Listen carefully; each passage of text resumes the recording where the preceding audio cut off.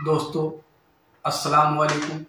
मैं महबूब आलम खान, महामंत्री कुल हिंद जमीयतुल आवाम उत्तर प्रदेश, एक बार फिर आपके सामने रूबरू हो रहा हूँ कुछ बातों को लेकर।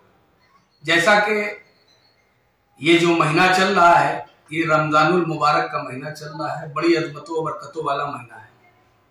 इस महीने की तमाम फजीलतें हैं और तमाम चीज़ें हैं। इस महीने में बहुत से इस्लाम की रोशनी में तमाम वाक़िए और तमाम मामलात हुए हैं, लेकिन आपका ध्यान इस वक्त हम ले जाना चाहते हैं फ़लस्तीन, जहां मस्जिद अक्सा मौजूद है। इस्लाम का तीसरा सबसे बड़ा धार्मिक स्थल जिसे कहा जाता है मस्जिद अक्सा, जो फ़लस्तीन में मौजूद है, जहां जो यहूदी तबका है, जो यहूदी लोग हैं, वो बर्बरियत की सारी हदें पार करे हुए हैं। आए दिन वहां बवाल करते हैं और मुसलमानों को परेशान किया जाता है। वहां का जो मुसलमान है वो पैदा होता है, बड़ा होता है और लड़ते लड़ते अपनी जानों का नजराना पेश कर देता है। ये वहां की खासियत और वो वहां की खुसूसियत है। लेकिन क्योंकि मस्जिद अक्सा का जो मामला है वो हमारे लिए हमारी जान है। मस्जिद अक्सा, फिलिस्तीन जिस तरीके से लिए हमारी जान है, ऐसे ही मस्जिद अक्सा जो है वो हमारे लिए हमारी जान है।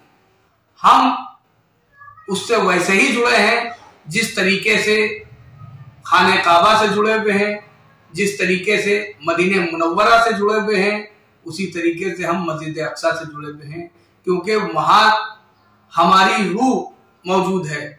वहां पे तमाम चीजें हैं, लेकिन दुनिया और दुनिया के अंदर कुछ जालिम लोग, जो जुल्म करने वाले लोग थे, उन्होंने दुनिया के अंदर बवालात पैदा करने के लिए, हालात को खराब करने के लिए एक माहौल बनाकर पिछले जो दूसरा विश्व युद्ध हुआ है उसके बाद एक माहौल दुनिया का खराब करने के लिए यहूदियों को इकट्ठा करके वहां बसा दिया गया। और बसाए जाने के बाद मुसलमानों की जो तमाम चीजें थी उसको बर्बाद करने के लिए उन फितने बाज यहूदियों को बसाया गया वहां पे है। वो इतिहास का मामला है, उस इतिहास के मामले में हम नहीं जाना चाहते हैं। फिर उसके बाद वहां एक मुल्क वजूद में आया और फिर क्या हुआ दुनिया का इतिहास जानता है, किस तरीके से जो है यहूदियों ने जिन फिलिस्तीनी मुसलमानों ने उनको पनाह दिया था, जिन फिलिस्तीनी मुसलमानों ने उनको जो है बुलाया था, जब वो दर दर भटक रहे थे, इधर उधर भटक रहे थे पूरी दुनिया के अंदर, उस वक्त जो है उनका कोई पुख्ता हाल नहीं था, उनको कोई अपना सर छुपाने की जगह नहीं दे रहा था, कोई देश उनको स्वीकार नहीं कर रहा था। उस वक्त जो है वहां के जो फिलिस्तीनी मुसलमान थे उन्होंने उनको वहां रहने की, बसने की इजाजत दे दी। और जब रहने बसने की इजाजत दिया, उसके बाद फिर वो धीरे धीरे अपने पैर पसारते पसारते आज वो कंडीशन पे आ गए कि उन्होंने फिलिस्तीन के लोगों को ही दबाना शुरू कर दिया। और दबाने के बाद उनकी पुश्त पनाही दुनिया के जो बड़े बड़े दहशतगर्द मुल्क थे उन्होंने उनकी पुश्त पनाही करना शुरू कर दिया। और आज जिसकी नजीर सबके सामने है कि वही फिलिस्तीन, वही जहां जो देश एक इजराइल वजूद में आया, उन यहूदियों ने फिर फिलिस्तीनी मुसलमानों के ऊपर जुल्म सितम ढाना शुरू कर दिया। अब तो हद हो गई कि उस मस्जिद अक्सा के ऊपर जो पाक मस्जिद है, उस मस्जिद के अंदर आए दिन हमले करके ये मुसलमानों के ऊपर जुल्म सितम करते हैं। लेकिन ठीक है, वो सब कुछ हो रहा है, लेकिन ये ऐसा मौका चुना जाता है इस अंदाज से कि जब रमजान शरीफ का महीना आता है, पिछले सालों में भी रमजान शरीफ के महीने में इन्हीं यहूदी और जो है इजराइल के लोगों ने मुसलमानों के ऊपर जुल्म सितम करा और मस्जिद अक्सा की जो है तकद्दुस को पामाल करा और तमाम तरीके की दिक्कतें पैदा करा, तमाम लोगों को चुठील करा, तमाम लोगों के ऊपर तरह तरह की जो है आंसू गैस छोड़ के आए दिन परेशान करते रहते हैं।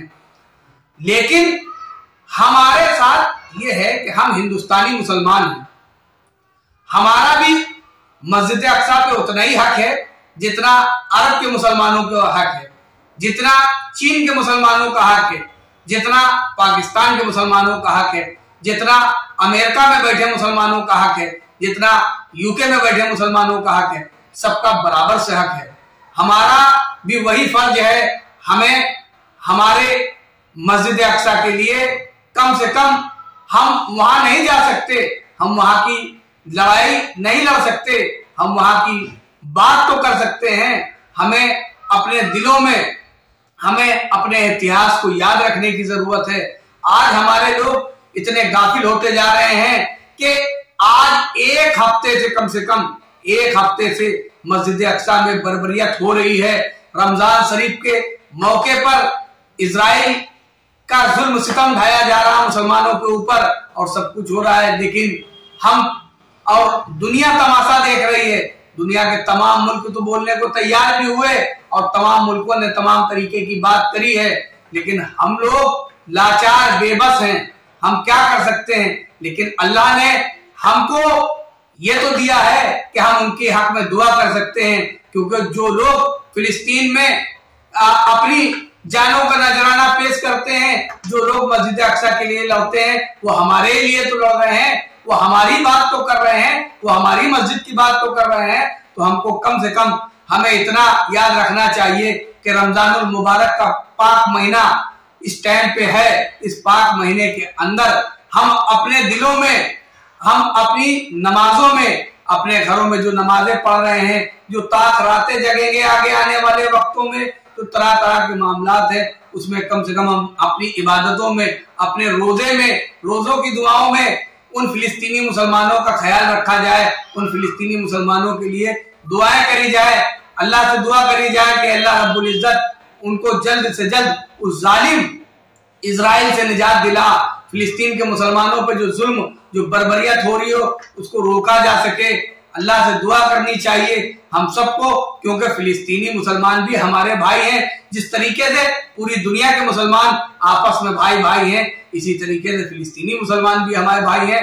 और वो जो लड़ाई लड़ रहे हैं, जो जालिम के खिलाफ, जुल्म के खिलाफ लड़ाई लड़ रहे हैं, उसमें हम कम से कम हम कुछ नहीं कर सकते, तो हम अपने लिए, हम उनके लिए दुआ तो कर सकते हैं।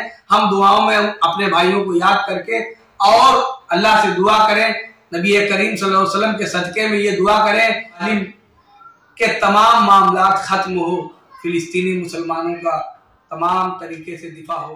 अल्लाह।